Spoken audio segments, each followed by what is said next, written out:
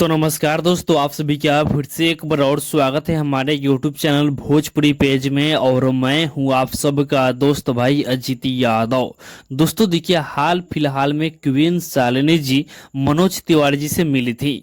और दोस्तों देखिए, उसके बाद क्वीन शालिनी जी रवि किशन जी से मिली हैं।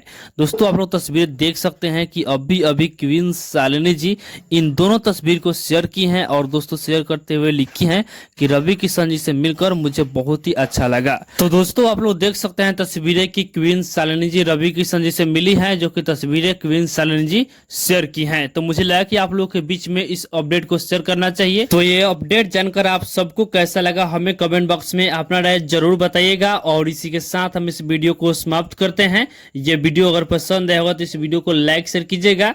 बाकी अभी तक हमारे इस चैनल को सब्सक्राइब नहीं किए हैं तो सब्सक्राइब ही कर लीजिएगा, क्योंकि इस चैनल पे भोजपुरी इंडस्ट्री का हर एक अपडेट सबसे पहले आप सभी को मिलेगा।